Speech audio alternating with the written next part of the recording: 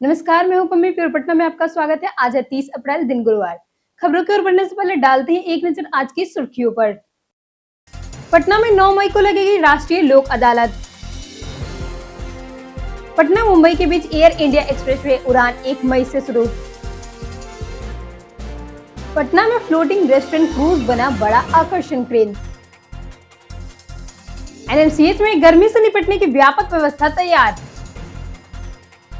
वैभव सूर्यवंशी से आईपीएल 2026 में मचा रहा जबरदस्त धमाल। तो चलिए बढ़ते अब तक की 25 अहम खबरों की ओर विस्तार से। पटना में 9 मई को लगेगी राष्ट्रीय लोक अदालत। पटना में 9 मई को राष्ट्रीय लोक अदालत का आयोजन जिला विधिक सेवा प्राधिकार के तहत किया जाएगा। यह सिविल कोर्ट पटना सहित सभी अनुमंडल न्यायालयों में सुबह 10:30 बजे से शुरू होगा। इसमें लघु आपराधिक मामले, एनआई एक्ट धारा 138, बिजली विवाद, वाहन दुर्घटना दावे, बैंक ऋण, श्रम वाद आदि मामलों का निपटारा आपसी समझौते से होगा। लोक अदालत में कोई कोर्ट फीस नहीं लगती और पहले से जमा फीस वापस मिल सकती है। इसका निर्णय अंतिम होता है। वादकारी 8 मई तक आवेदन इसमें शामिल हो सकते हैं और विवादों का त्वरित समाधान पा सकते हैं। पटना मुंबई के बीच एयर इंडिया एक्सप्रेसवे उड़ान 1 मई से शुरू। एयर इंडिया एक्सप्रेस 1 मई से पटना और मुंबई के बीच दैनिक सीधी उड़ान शुरू कर रहा है। यह सेवा लगभग 2 घंटे 35 मिनट में सफर पूरा करेगी। नई समय सारणी के अनुसार मुंबई से उड़ान दोपहर 12 बजे रवाना होकर 2:35 पटना पहुंचेगी, जबकि पटना से उड़ान 3:05 उड़ान भरकर 5:25 पे मुंबई पहुंचेगी।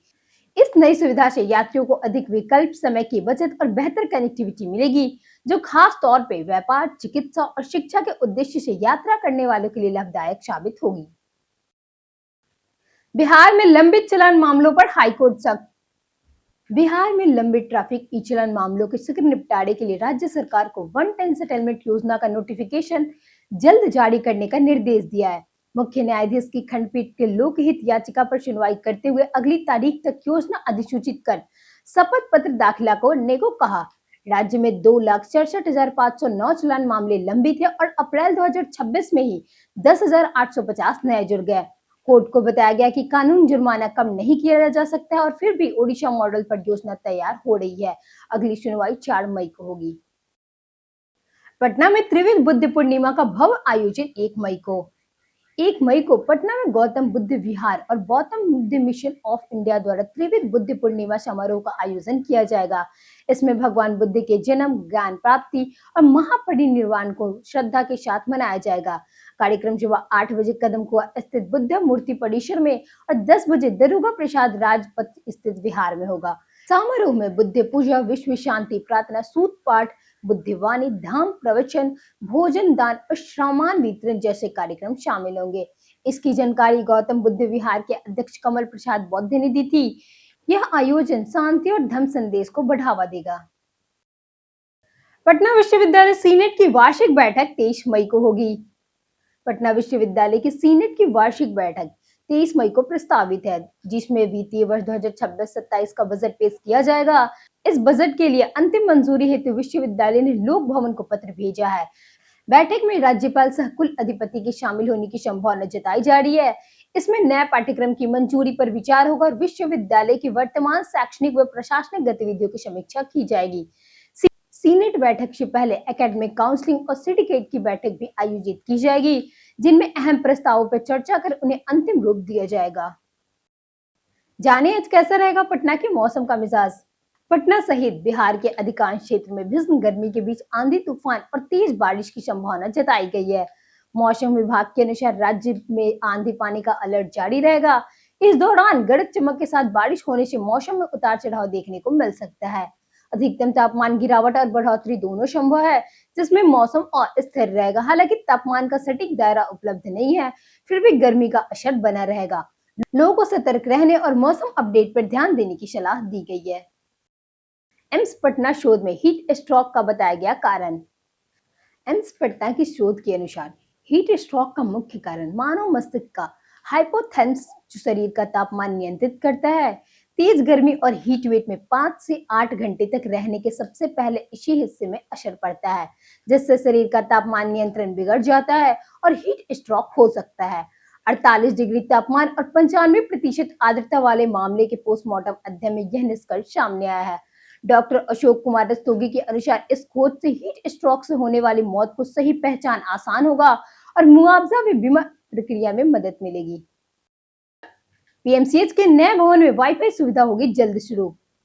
पीएमसीएच के नए भवन परिसर में मई के पहले सप्ताह से वाईफाई सुविधा शुरू हो की जाएगी। अधीक्षक डॉक्टर राजीव कुमार के अनुसार राज्य सरकार से अनुमति मिल चुकी है और जल्द ही इंस्टॉलेशन का काम शुरू होगा। पूरे परिसर को इंटरनेट से जोड़ा जाएगा तथा हर फ्लोर पे वाईफाई उपलब्ध रहेगा, जिससे नेटवर्क संबंधी समस्याएं खत्म होगी। भविष्य में इस सिस्टम को इंटरनेट से भी जोड़ा जाएगा। इसके बाद अस्पताल में पेपरलेस कार्य प्रणाली को बढ़ावा दिया जाएगा। सभी विभागों में डिजिटल कामकाज शुरू होने से कार्यकुशलता और सेवाओं की गति में सुधार होगा। बिहार में 9,000 रसोइयों को मिला खाना बनाने का प्रशिक्षण। बिहार के सरकारी स्कूल में कार्यरत लगभग 9,000 मुख्य रसोइयों को बोधगया स्थित होटल प्रबंधन संस्थान में प्रशिक्षण दिया जा रहा है, जो 30 अप्रैल तक चलेगा। इसमें उन्हें चावल, सब्जी, खीर, अंडा करी सहित विभिन्न व्यंजन बनाने और पौष्टिक व स्वच्छ भोजन तैयार करने की तकनीक सिखाई जा रही है। इस प्रशिक्षण में औरंगाबाद, गया, नालंदा, बक्सर, सहरसा, पूर्णिया सहित कई जिलों रसोइया शामिल है। इसका उद्देश्य मिड डे मील की गुणवत्ता सुधारना और छात्रों को स्वस्थ भोजन उपलब्ध कराना है। प्रशिक्षण के बाद रसोइयों को प्रमाण पत्र भी दिया जाएगा। पटना एयरपोर्ट पर यात्री के बैग से 25 लाख कैश बरामद।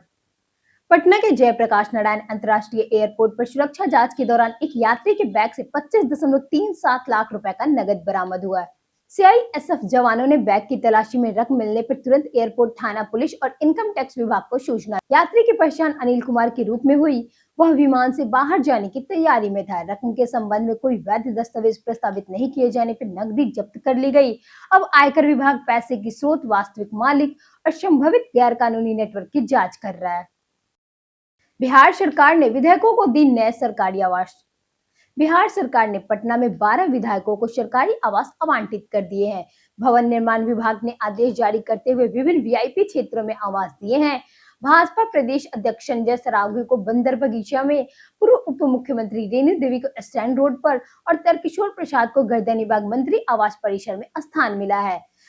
अन्य विधायकों को हाजिंग रोड, नेहरू पथ, पोलो रोड, मैंगल्स रोड और वीर चंद्र पटेल पथ जैसे इलाकों में आवास दिए हैं। सरकार का उद्देश्य विधायकों को बेहतर आवास सुविधा उपलब्ध कराना है, जिससे वे अपने दायित्व को प्रभावी ढंग से निर्वहन कर सके। बिना चीरफाड़ आईजीआईएमएस में महाधमनी इलाज की बड़ी सफलता। आईजीआईएमएस पटना के कार्डियोलॉजी विभाग के महाधमनी की गंभीर बीमारी का इलाज पहली बार टीवीआर तकनीक से सफलतापूर्वक किया। इस प्रक्रिया में बिना छाती के सर्जरी और बिना जनरल एनेस्थीसिया के मरीजों का इलाज किया गया और पूरे समय वह होश में रहा। स्टेनोग्राफ के जरिए अंदर से धमनी को ठीक किया गया। मरीज को मात्र 3 दिन में छुट्टी भी मिल गई।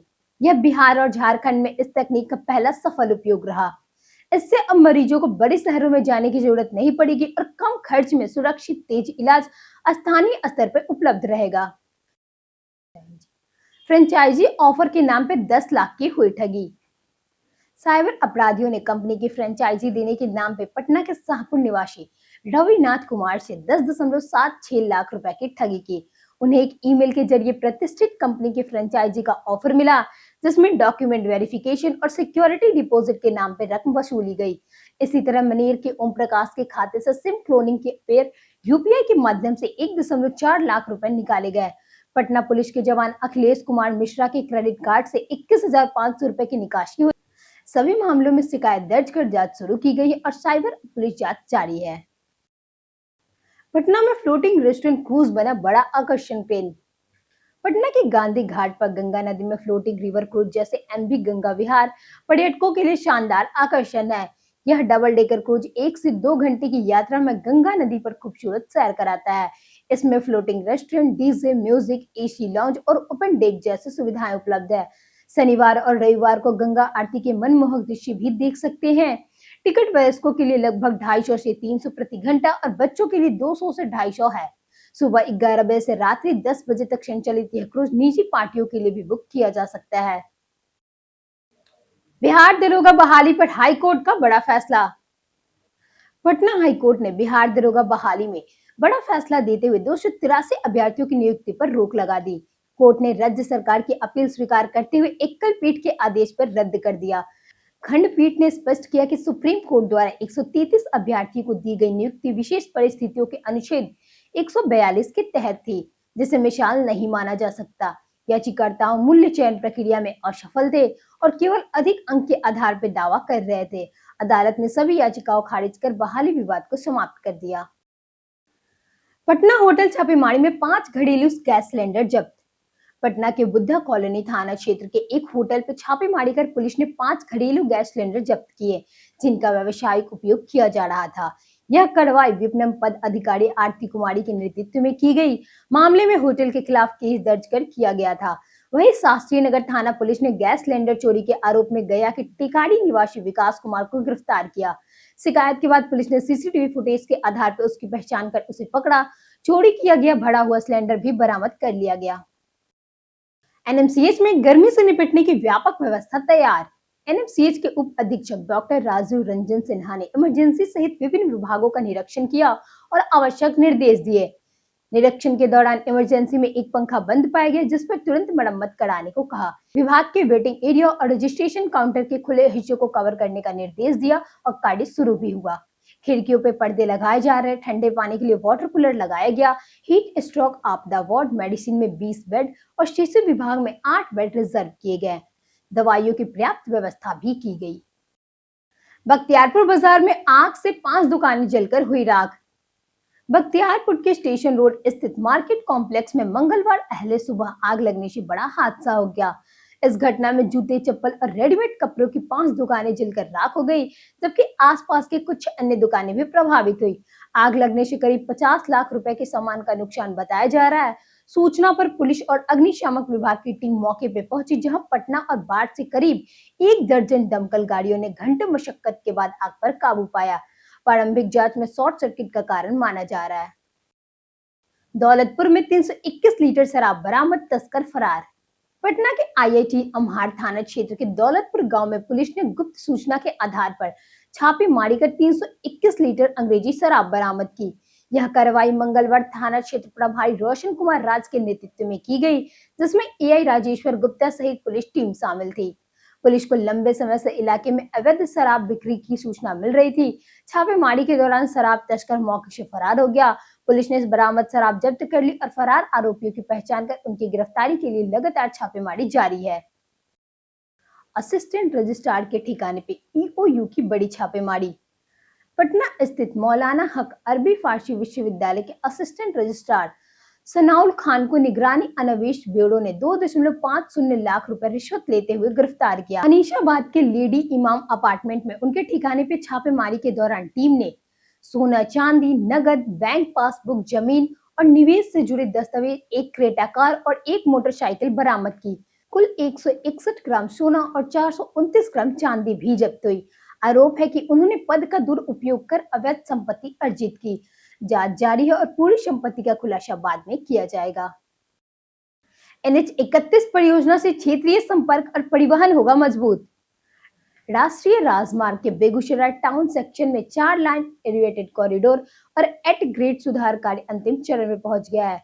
NHAI के अनुसार फिनिशिंग कार्य तेज गति से चल रहा और गुणवत्ता व सुरक्षा मानकों पर विशेष निगरानी रखी जा रही है। परियोजना निदेशक अभिषेक ने बताया कि बड़ौनी रिफाइनरी, उर्वरक संयंत्र, विद्युत स्टेशन और MSMI इकाइयों के कारण क्षेत्र में भारी यातायात दबाव रहता है, जिससे जाम की समस्याएं होती है। इस परियोजना के शुरू होने से यातायात सुगम होगा, यात्रा समय घटेगा और माल ढुलाई बेहतर होगी। साथ ही पूर्वोत्तर नेपाल और भूटान से संपर्क मजबूत होगा।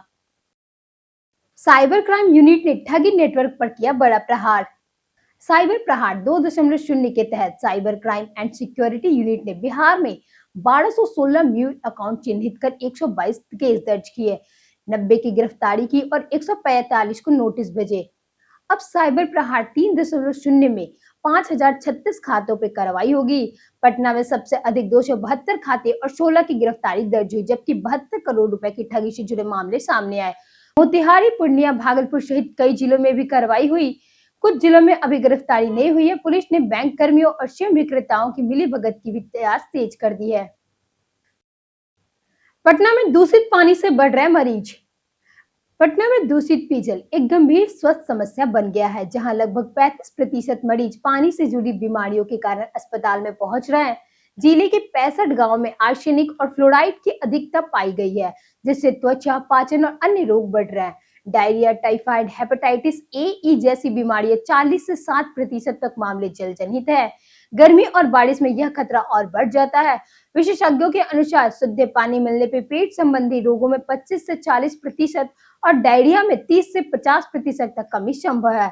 खासकर बच्चे और बुजुर्ग के लिए यह अत्यंत महत्वपूर्ण है। सदर अस्पताल में रोगी कल्याण समिति बैठक हुई संपन्न।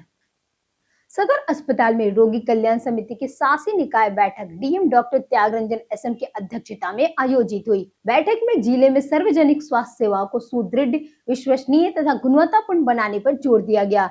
डीएम ने चिकित्सा और पारा मेडिकल कर्मियों की समय पर रोस्टर अनुसार उपस्थित सुनिश्चित करने, सूचना पृष्ठ पर रोस्टर प्रदर्शित करने और मरीजों के साथ शालीन व्यवहार बनाए रखने के निर्देश दिए।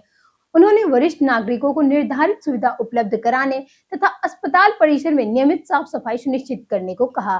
बैठक में सिविल सर्जन सहित अन्य अधिकारी उपस्थित रहे।